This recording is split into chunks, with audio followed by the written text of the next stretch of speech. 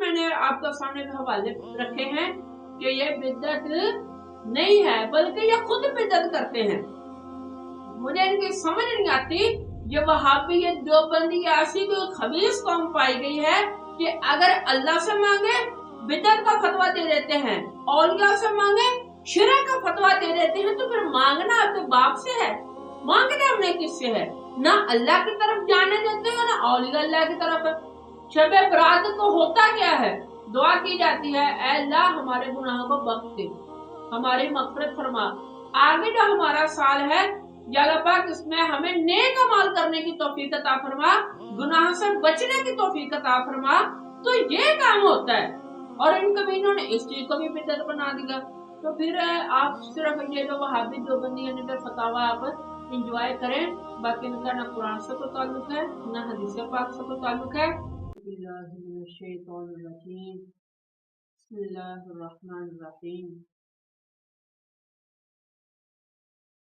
عزیز دوستو, یہ جب سے ماہ شعبان شروع ہوا ہے تب سے وہابیوں دیوبندیوں کی طرف سے یہ فتویٰ سننے کو مل رہا ہے کہ شب برات جو ہے یہ بدعت ہے, حرام ہے, نجائز ہے, اس کی کوئی فضیلت نہیں ہے وغیرہ وغیرہ. یہ فتوے آتے رہتے ہیں جیسے ہی شعبان شروع ہوتا ہے, اور ان کی پہلی ڈیمانڈ ہوتی ہے کہ حدیث پاک کو پیش کیا جائے. جبکہ اس عنوان پر ہم نے بہت ساری ان کے سامنے احادیث مبارکہ پیش کی ہیں جس کا انہوں نے بحمد اللہ تعالی انکار بڑے اچھے طریقے سے کیا ہے. تو آج ہم جس عنوان پر گفتگو کریں گے وہ ہے شب برات کی فضیلت اور اہمیت وہابیوں دیوبندیوں کی کتابوں سے. وہابیوں اور دیوبندیوں کی کتابوں سے ہم انشاءاللہ تبارک تعالی حوالہ پیش کریں گے.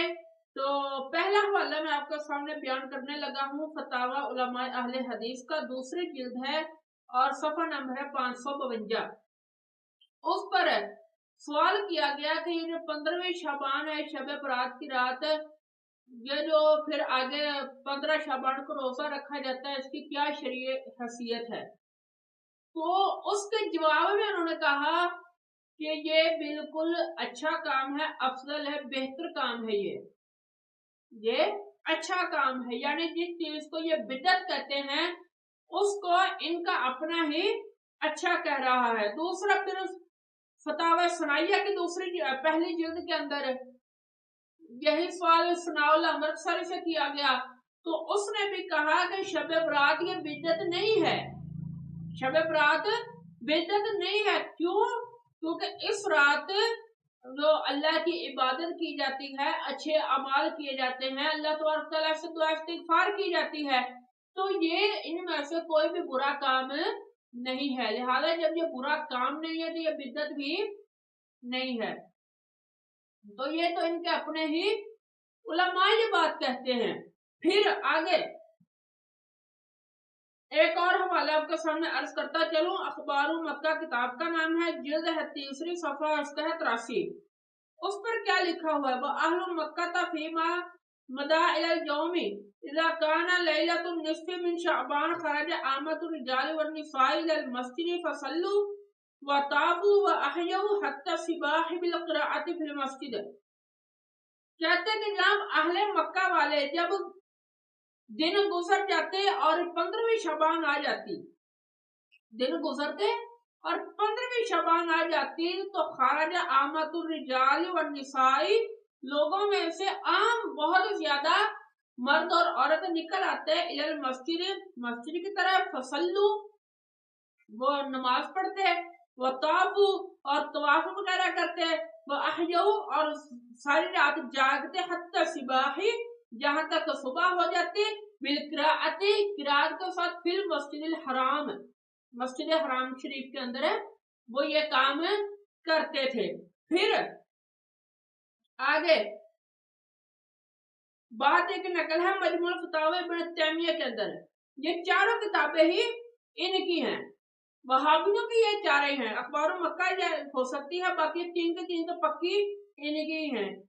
وسئلہ ابن تیمیہ سے سوال کیا گیا, وسئلہ عن صلاۃ نصف شعبان, इब्न तैमिया में सवाल किया गया निस्फ शबान के हवाले में, फअजाबा, तो उसने जवाब क्या दिया, इज़ा सल्लल इंसानु लैलतन निस्फ वहदहू औ फी जमाअतिन, कि जब बंदा नमाज पढ़ता है आधी रात को अकेले या जमात के साथ, कमा कान यफअलु तवाइफु मिना सलफी फहुवा अहसनु, उस तरह पढ़ता है जैसे सल्फ सालिहीन के बहुत ज्यादा ग्रोह, तवाइफ इसका ये ताइफा की जमा है और इसका माना बहुत ज्यादा ग्रोह, मिना सलफी सल्फ सालिहीन से, तो ये बहुत अच्छा अमल है। तो मैं फिर उनसे पूछना चाहता हूँ जो कहते हैं कि ये सल्फ सालिहीन के अंदर नहीं था, तो फिर तुम्हारे इब्न तैमिया ने क्यों कहा कि ये काम सल्फ सालिहीन करते रहे और उसने अच्छा अमल कहा? तो तुम कहते ये बिदअत है, तुम्हारे बड़े इस चीज को मान रहे हैं कि ये अच्छा अमल है।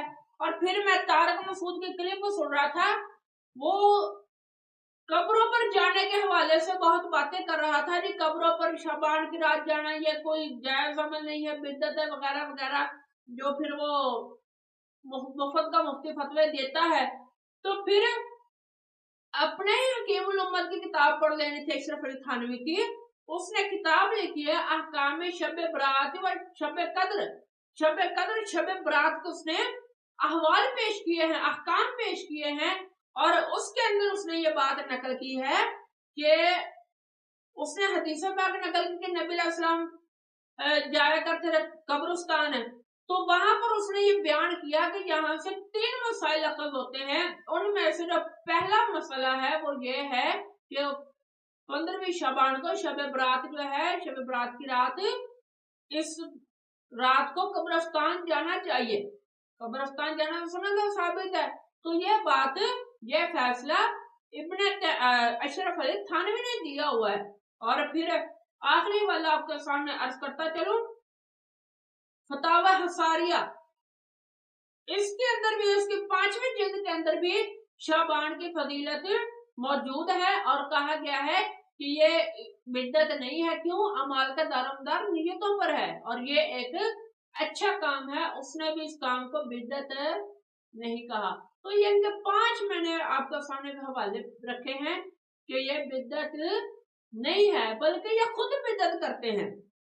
मुझे इनकी समझ नहीं आती, ये वहाबी, ये देवबंदी, ऐसी कोई खबीस कौम पाई गई है कि अगर अल्लाह से मांगे बिदअत का फतवा दे देते हैं, औलिया से मांगे शिरक का फतवा दे देते हैं। तो फिर मांगना आपके बाप से है, मांगना हमने किससे है?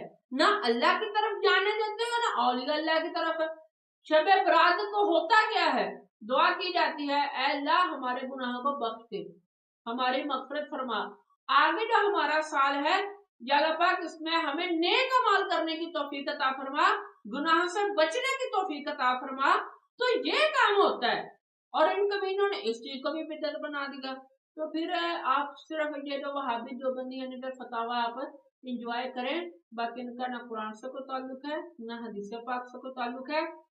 इंशाअल्लाह अज़ीज़ कल हम फिर इसकी फजीलत अहदीस मुबारक से भी आपके सामने बयान करेंगे, और अहदीस मुबारक इंशाअल्लाह उनमें भी कोशिश करूंगा कि हवाला जात वहाबी किताबों के भी दिए जाएं।